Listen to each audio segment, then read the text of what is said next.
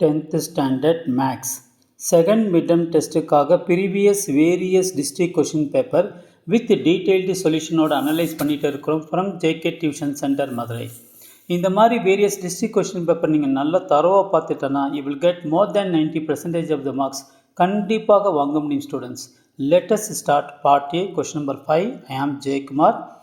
If the ratio of the height of a tower and the length of a shadow is √3:1.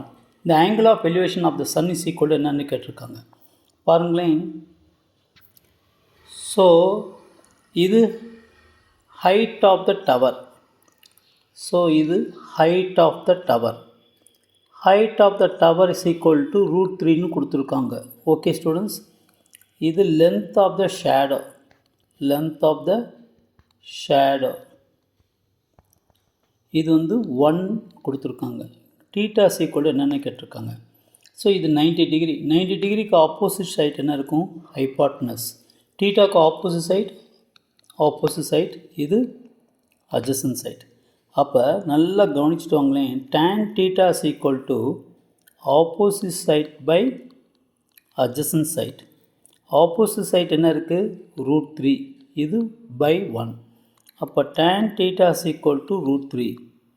எந்த ஆங்கிளில் வந்து √3க்கு ஈக்குவலாக இருக்கும்னா tan 60 டிகிரிக்கு ஈக்குவலாக இருக்கும். therefore theta is equal to 60 degree. Okay students. So option D is the correct one. Wish you all the best. Subscribe பண்ணுங்கள், like பண்ணுங்கள், ஷேர் பண்ணிவிட்டு பாருங்கள் ஸ்டூடெண்ட்ஸ். தேங்க்யூ. இதில் நான் ஏபிசி எல்லாம் இன்ஃபர்மேஷன் கொடுக்கல. இது 2 மார்க்ஸ்னால் கொடுக்கலாம்.